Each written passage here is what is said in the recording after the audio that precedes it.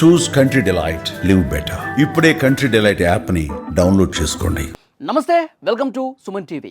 జనసేన అధ్యక్షుడు, Andhra Pradesh deputy CM Pawan Kalyan మీద ఒక కుట్ర జరుగుతోంది. ఈ చర్చ ఈ మధ్యకాలంలో బాగా ఎక్కువగా వినిపిస్తోంది. ఆయన మీద కుట్రపూరితంగా వ్యవహరిస్తూ కోర్టుల్లో పిటిషన్లు వేస్తూ ఉన్నారు. ఈ మధ్యకాలంలో ఈ పిటిషన్స్ ఎక్కువైపోయినాయి. ఆయన వ్యక్తిగతంగా కావచ్చు, రాజకీయంగా కావచ్చు, సినిమాల మీద కావచ్చు, ఏదైనా సరే ఆయన్ని రాజకీయంగా ఎదుర్కోలేక, ఆయన పవర్ని, ఆయన స్టామినాని నేరుగా ఎదుర్కోలేక ఈ విధంగా దొంగ దెబ్బ తీయాలని చూస్తూ ఉన్నారా అనేది పవన్ కళ్యాణ్ అభిమానుల్లో, జన సైనికుల్లో వినిపిస్తున్నటువంటి మాట. ఎందుకంటే నిన్న పవన్ కళ్యాణ్ గారి సినిమా ఓజీ రిలీజ్ సందర్భంగా తెలంగాణ హైకోర్టులో ఒక పిటిషన్ పడింది. 800 రూపాయల టికెట్ ఏ విధంగా ఒక టికెట్ మీద తీసుకుంటారు, ప్రీమియర్ షోలు అంటా ఉన్నారు, ఇది నిబంధనలకు విరుద్ధం, అసలు ఆ మెమో ఎట్లా రిలీజ్ చేశారు? మహేష్ యాదవ్ అనే వ్యక్తి పిటిషన్ వేశారు. అసలు టికెట్లు పెంచుకున్నటువంటి ఆ ప్రభుత్వం ఉత్తర్వులు ఇస్తే ఎవరివ్వాలి? హోంశాఖ ప్రత్యేక ప్రధాన కార్యదర్శి, ఆయనకు అసలు ఏం రైట్ ఉంది? సినిమా టికెట్ పెంచి ఉత్తర్వులు ఇచ్చే ఆ హక్కు అతనికి ఎవరిచ్చారు? ఇస్తే పోలీస్ కమిషనర్ ఇవ్వాలి, లేదంటే జిల్లాలో అయితే జాయింట్ కలెక్టర్ ఇవ్వాలి. కానీ హోంశాఖ ఏ విధంగా ఇస్తుంది? అంటే పవన్ కళ్యాణ్ గారి సినిమాను ఇబ్బంది పెట్టడానికి, అసలు రిలీజ్ కాకుండా చేయటానికి ఏదో ఒకటి క్రియేట్ చేయడం కోసం ఇలాంటివి కోడిగుడ్డు మీద ఏకలు పీకుతారు చూడండి. అది ఏం దొరుకుతుందా? ఏ చిన్నపాటి టెక్నికల్ ఇష్యూ దొరుకుతుందా? పవన్ కళ్యాణ్ సినిమాని ఇబ్బంది పెడదాం, పవన్ కళ్యాణ్ ఇబ్బంది పెడదాం, పవన్ కళ్యాణ్ నిర్మాతలను ఇబ్బంది పెడదాం, ఇలాంటి వ్యవహారమే కనిపిస్తోందండి. నిన్న తెలంగాణ హైకోర్టు ఇచ్చినటువంటి ఒక తీర్పుతో అభిమానులు షాక్ అయిపోయారు. వాళ్ళు టికెట్లు కొనుక్కున్నారు. ఓజీకి ఎంత హైప్ ఉంది, ఎంత ఫీవర్ ఉందో తెలుసు కదా. వాళ్ళు సినిమా టికెట్ కొనుక్కొని ఎప్పుడెప్పుడు తెర మీద గ్యాంగ్స్టర్ పవన్ కళ్యాణ్ గంభీర పాత్రలో, ఓజస్ గంభీర పాత్రలో ఆయన ఎప్పుడెప్పుడు చూద్దామని చెప్పి ఫ్యాన్స్ కొన్ని రోజుల నుంచి వెయిట్ చేస్తూ ఉన్నారు. ఒక్కసారిగా హైకోర్టు తీర్పుతో షాక్ అయిపోయిన పరిస్థితి ఉంది. ఆ తర్వాత అందరూ టికెట్లు కొనేసుకున్నారు కాబట్టి ఆ థియేటర్ దగ్గర హంగామా, ఆ బొమ్మ పడింది, అందరూ చూశారు. సినిమా సూపర్ హిట్ కూడా అయింది. నేపథ్యంలో ఫ్యాన్స్ హంగామాకి, వాళ్ళ ఉత్సాహానికి ఇంకా అడ్డేసేది ఏం లేకుండా పోయింది.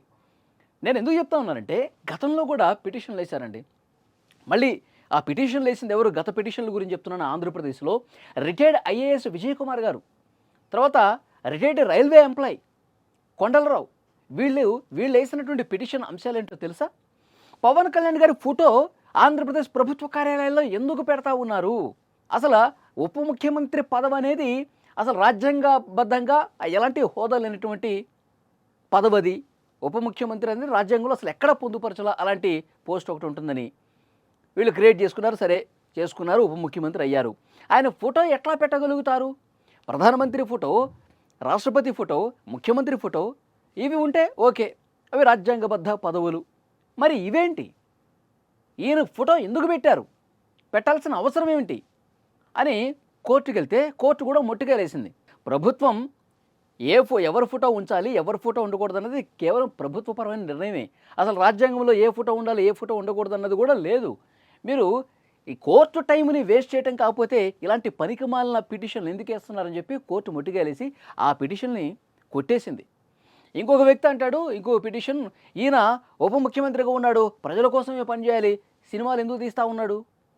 వేరే రూపంలో ఆదాయం ఎట్లా సంపాదిస్తాడు? ఇలాంటి పిటిషన్లు ఎవరైనా వేస్తారండి? ఎన్టీ రామారావు గారి దగ్గర నుంచి అప్పటి నుంచి సినిమాలు చేస్తున్నారు కదా. సినిమాల్లో ఉన్నవాళ్ళు, రాజకీయాల్లో ఉన్నవాళ్ళు సినిమాలు చేయటం ఎప్పటి నుంచో ఉంది కదా. అప్పుడే కోర్టు అలాంటి పిటిషన్లు కొట్టేసింది. దాన్ని ఉదాహరిస్తూ ఇలాంటి పనికిమాల పిటిషన్లు వేయొద్దని చెప్పి చాలా స్పష్టంగా కోర్టులు కూడా హెచ్చరించిన పరిస్థితుంది. ఎక్కడ వినట్లా. ఇది కేవలం ఒకటే ఉద్దేశం, పవన్ కళ్యాణ్ ఇబ్బంది పెట్టాలి, పవన్ కళ్యాణ్ వల్ల మా పార్టీ ఓడిపోయింది కాబట్టి పవన్ కళ్యాణ్ అడుగడుగున అడ్డుకోవాలి, పవన్ కళ్యాణ్ మీద ఏదో రూపంలో కక్ష సాధించాలని ఒక పార్టీ వెనక ఉండి నడిపించి ఇలాంటి వాళ్ళందరి చేత పిటిషన్లు వేయించి ఇబ్బంది పెట్టే కార్యక్రమం చేస్తోంది. కానీ నిజాయితీగా ఉన్నవాడు దేనికి భయపడ్డు, నిజమే ఇప్పుడు గెలుస్తుంది, న్యాయమే గెలుస్తుందన్న విధంగా ఎన్ని పిటిషన్లు వేసుకున్నా పవన్ కళ్యాణ్ గారికి వ్యతిరేకంగా అవన్నీ కూడా కోర్టులు కొట్టేస్తూ ఉన్నాయి.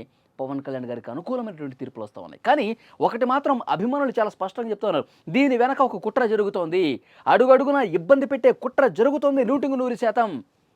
ఎన్ని కుట్రలైనా చేసుకోండి, గెలిచేది పవరే అని చెప్తున్నారు. ఈ వరుస పిటిషన్లు ఎలా చూస్తారు? ఈ వీడియో చూస్తున్న వాళ్ళు రియాక్ట్ అవ్వండి.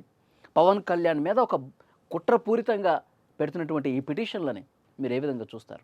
ఆయన నిజంగా ఇలాంటి పిటిషన్లతో అడ్డుకునే పరిస్థితి ఉందా? Please comment.